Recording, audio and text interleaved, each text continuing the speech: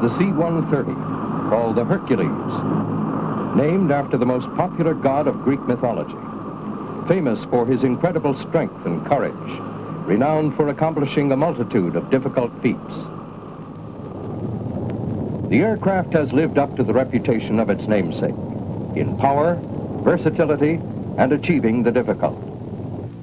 Designed as a tactical transport able to operate from anywhere on Earth, it early showed strategic capabilities as well. It's the most widely used military transport aircraft flying today. The story of the C-130 starts with the A model, first used by the Air Force in 1956. It proved itself on both short-haul missions, supporting ground troops in the field, and on the long-range jobs, lifting heavy cargoes across the oceans. The shape and dimensions haven't changed through the years. It's just under 100 feet long with a low-slung body.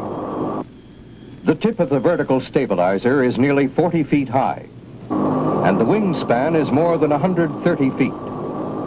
The manufacturer produced over 200 of this successful first version, and many are still in use by the Air Force. On the ground, the A model is easily recognized by its three-bladed propeller. Beginning with the B model, a four-bladed prop was used. Modifications and improvements over the earlier version included more powerful engines, greater fuel capacity and range, and a bigger payload. This aircraft, like its predecessor, had a forward cargo door, which is no longer used. Many of the B model 130s remain in service as part of the Air Force's active cargo fleet, proving their reliability in daily service. This is the Hercules of the 1960s, the E model. E for extended range.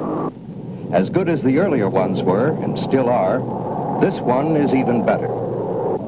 The greater distance is largely due to the new 1,400-gallon tank under each wing. With a single refueling stop, the aircraft can carry 13 tons of cargo from the United States to Japan against a 50-knot headwind. Across the Atlantic, it'll haul 16 tons non-stop, and it needs only a minimum of runway, especially for an assisted takeoff like this. Its four turboprop engines give the Hercules unique power and dependability. This E model has been called the most versatile and reliable medium transport aircraft in America. The engines operate at constant speed, which provides instant power response and simplifies the control of other aircraft systems. The flight controls are all hydraulically boosted for easy handling. The Hercules can carry passengers, paratroops, or cargo anywhere, land on a paved runway or in a cleared field, and come to a stop in just 800 feet, aided by its anti-skid system and fully reversible props. Anti-skid means the pilot can brake as hard as he likes without danger of the brakes locking. And fully reversible props means this airplane can do the extraordinary. It can back up. There are many features that make the Hercules easy to work with, no matter what your job.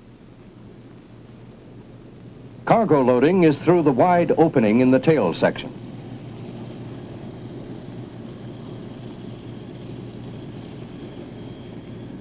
The ramp can be locked at any convenient position for the job at hand. Level, it's at truck bed height, about 3 feet off the ground. The compartment at its smallest point is 9 feet high by 10 feet wide, and its length is 41 feet. Tie-down points are provided throughout on the sides and floor. An additional 5,000 pounds of cargo may be strapped to the ramp before it is closed. Here are some of the loading configurations of the aircraft. For various cargo delivery techniques, these dual rail tracks can be installed. Seats can be arranged like this to accommodate passengers or to carry nearly 100 combat-equipped soldiers. With a wider seat belt spacing, the aircraft becomes a paratroop carrier, with space for 64 men.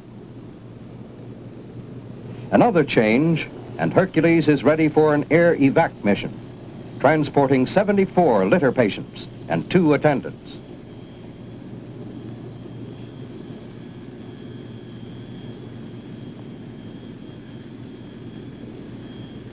In use, the aircraft is adaptable to every kind of circumstance, environment, and climate. Small cargo can be loaded on and off by hand. Vehicles can drive up and down the ramp under their own power. Even transporting a helicopter is no great challenge for the C-130. But the most modern cargo handling technique is the system known as 463L. With it, a full 15.5-ton load can be handled in minutes. Wherever our armed forces may need to go to fight the country's battles, the Hercules can be there, bringing in the men, their equipment, and their supplies. Using incredibly short distances for landing and takeoff, it can operate on totally unprepared strips. It can deliver its payload in any of a half a dozen different ways. On the ground, parachute drops from altitude for men, and for equipment, and even for animals.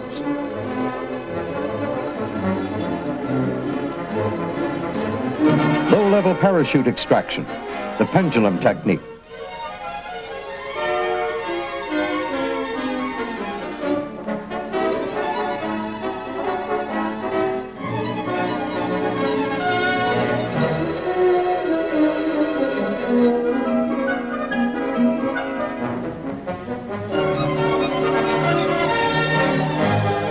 The snatch method, with the aircraft almost touching down but never stopping.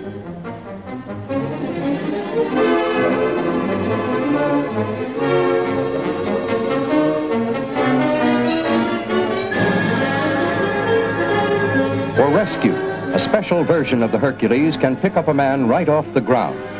Skyhook, they call it.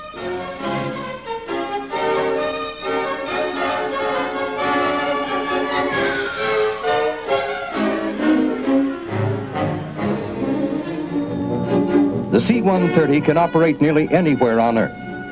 In the heat of Africa, delivering materials for a remote tracking station of the Gemini Man in Space program. In faraway Thailand, bringing in passengers from a Mercy airlift.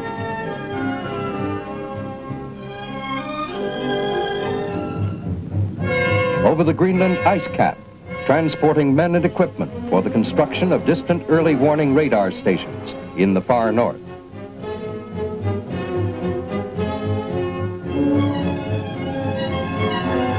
With the Navy on skis, the largest aircraft ever to operate at the South Pole. The first aircraft ever to land at isolated Byrd Station.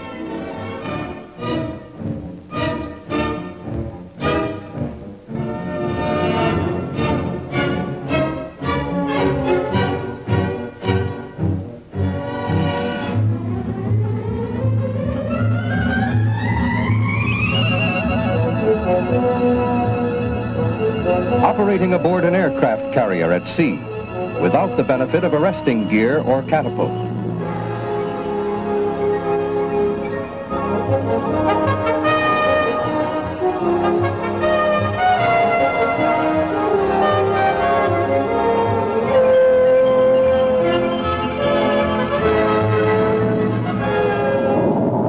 Other uses of the Hercules are almost without number. The Air Force has put it to work launching and guiding target drones.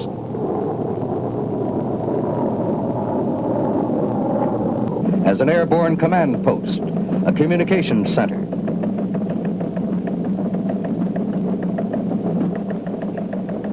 For aerial electronic photo mapping and the recovery of nose cones.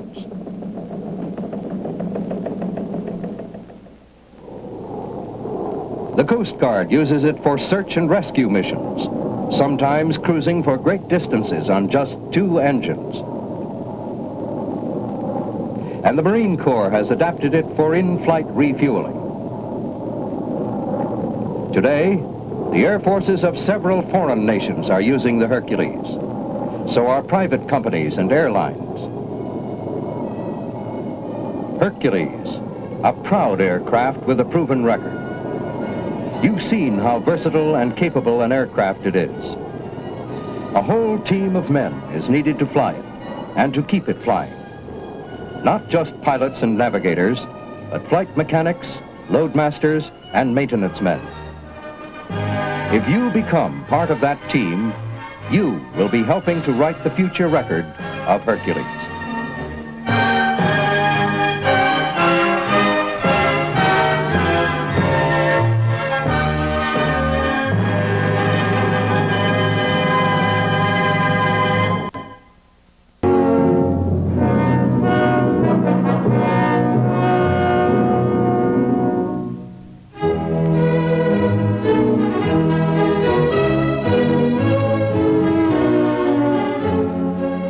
In this film, we'll continue our walk around of the C-130. Once again, we're using an E model of the aircraft. We'll start this time on the top. 3 of the emergency escape hatches are located on top. This is the aft one. For your own safety, work or inspections up here should be avoided in high winds. Stay within the marked walkways.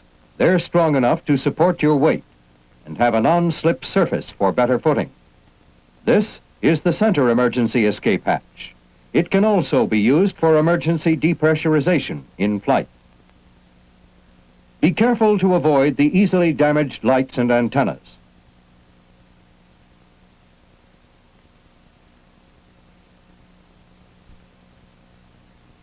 The center wing dry bay can be inspected by removing this plate.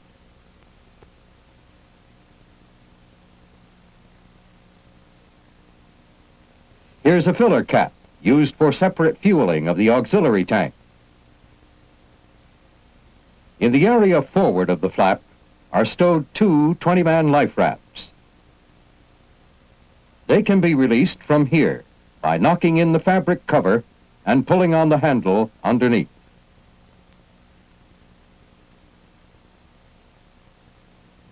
Next, we come to the inboard dry bay and the filler for number 3 main fuel tank.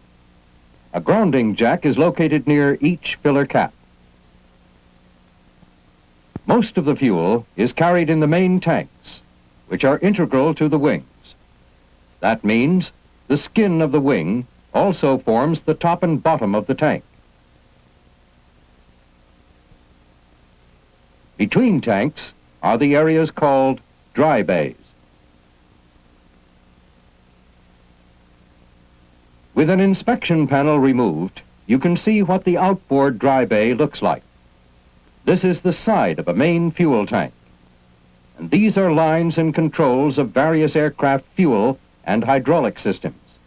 When inspecting a dry bay, check for signs of leaking and smell for fumes.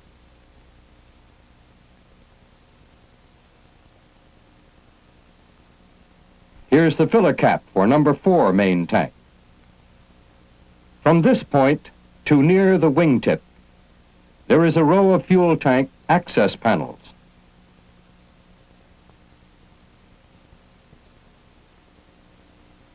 The left wing has an identical layout with only one important exception. Along with the 2 life rafts stowed here, there is also an emergency radio transmitter attached to the inboard raft by a lanyard. That completes our view of the top. We'll now go back down and start through the interior, beginning in the cockpit or flight deck. Later on, you'll be learning details about some of the flight deck systems and equipment. For the time being, we'll simply point out general locations. The forward panel contains the most important flight instruments. The pilot's instruments.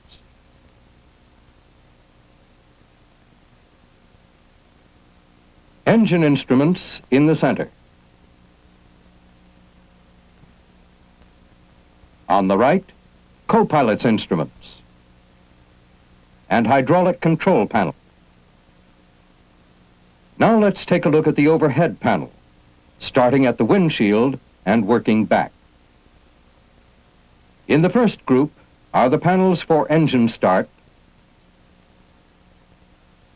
ice detection, control boost, oil cooling, and fire emergency.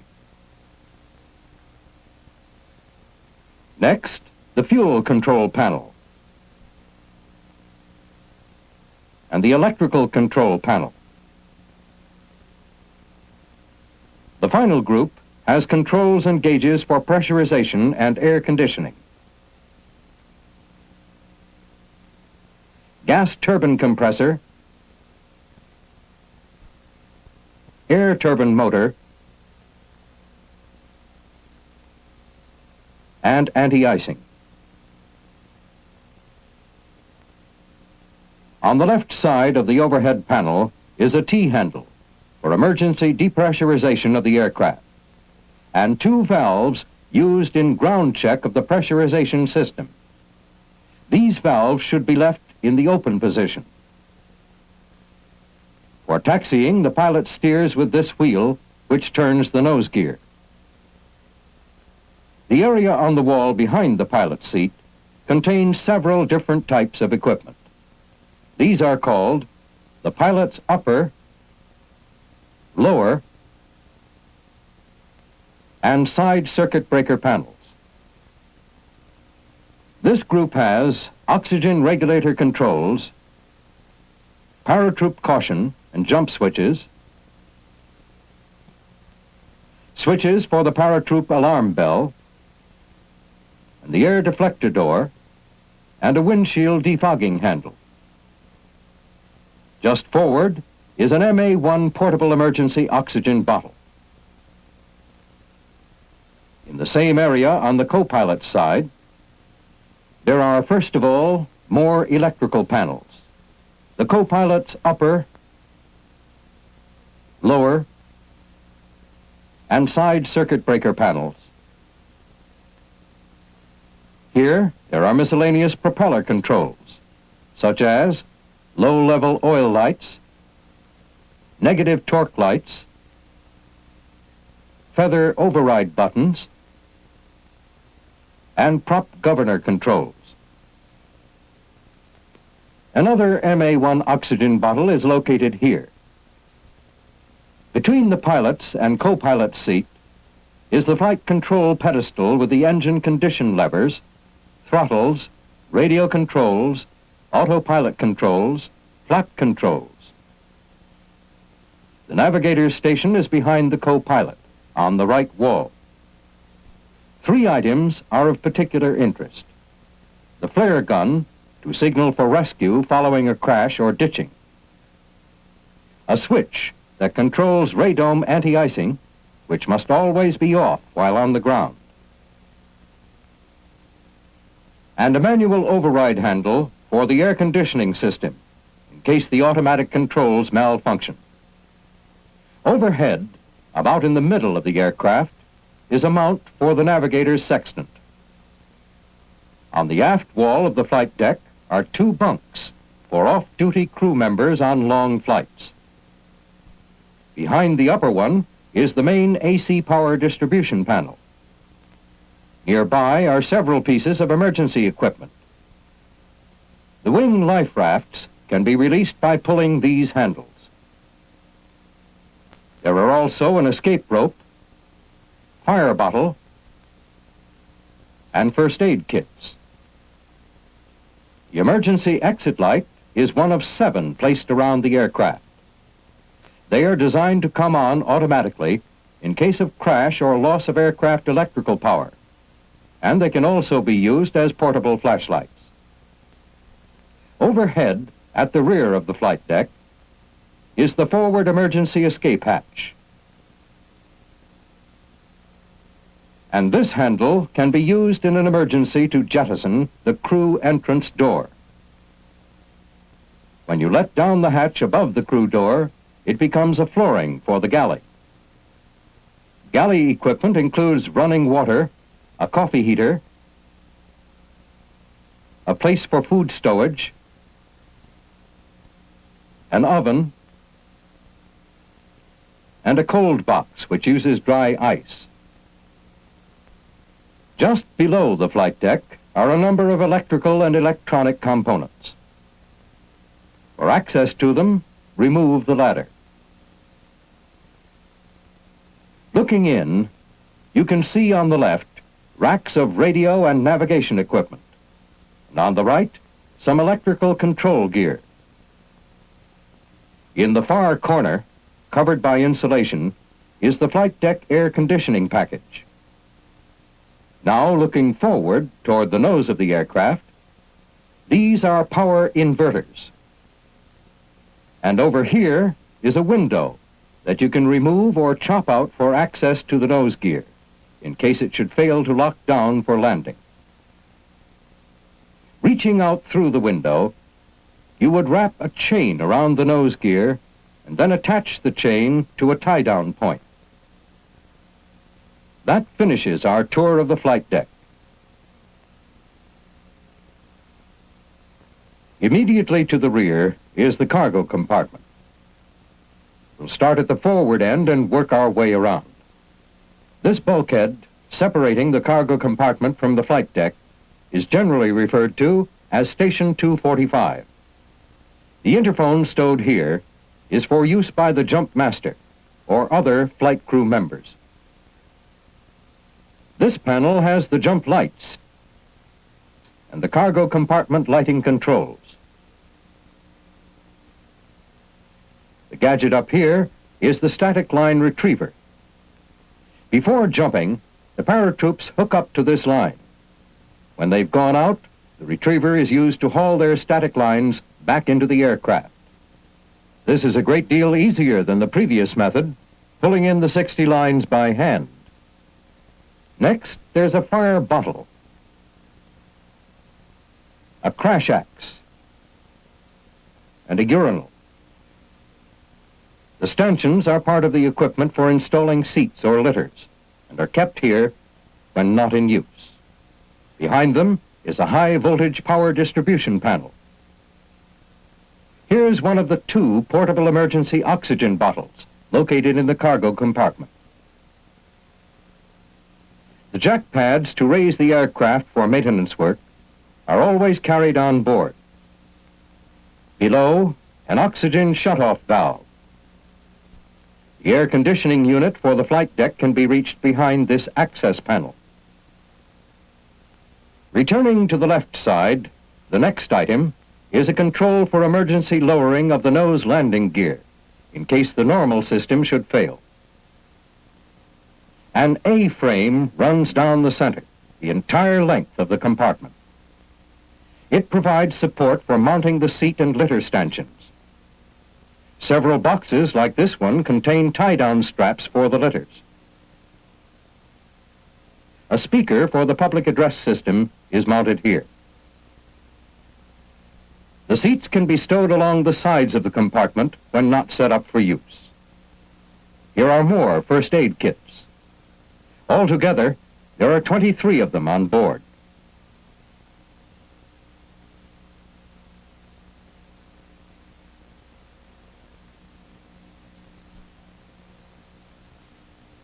This hump is the landing gear wheel well. At the forward end of it is the reservoir for the utility hydraulic system. The sight tube shows fluid all the way to the top, indicating that the reservoir is full. In case of a system failure in flight, the gear and flaps can be lowered manually by pulling these handles and using the hand crank. The utility hydraulic system is driven by pumps on engines 1 and 2 and operates the flaps, landing gear, normal brakes, nose gear steering, and half the flight controls. Down below is the oil tank for the gas turbine compressor. The dipstick is in the cap. This cap must not be removed during pressurized flight. When the aircraft is carrying passengers, the compartment is heated. An overhead fan draws in air and recirculates it to help keep the temperature uniform. In the center wing section of the aircraft is the main bleed air line. From here, hot air is tapped off to various systems: anti-icing, underfloor heat, and so forth. This isolation valve can be tripped from the cockpit to shut off hot air flow to the wing. Resetting the valve must be done by hand.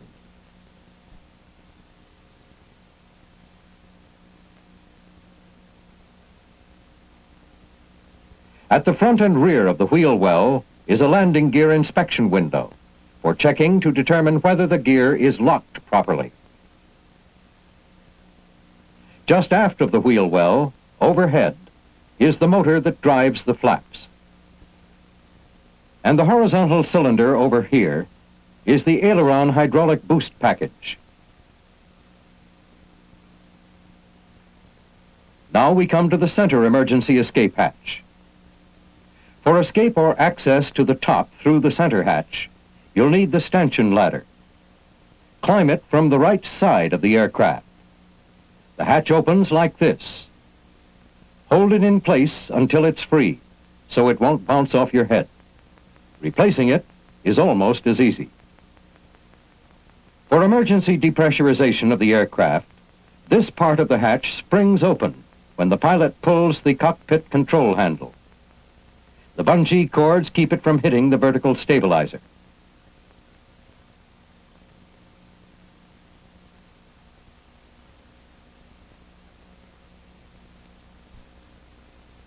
When the aircraft is jacked up for maintenance, it's important that it be kept level. To provide a check, a plumb bob can be hung from here and readings taken from the leveling plate. Other equipment located here, just forward of the paratroop door, includes another fire bottle, the aft circuit breaker panel, an electrical outlet for operating an iron lung, and ATO jettison handles for dropping off the bottles after an assisted takeoff.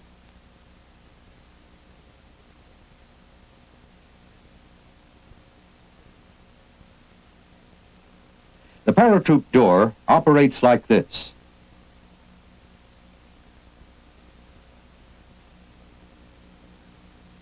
Just aft is the jumpmaster's oxygen regulator and the controls and hand pump for the auxiliary hydraulic system used for opening the cargo ramp and door.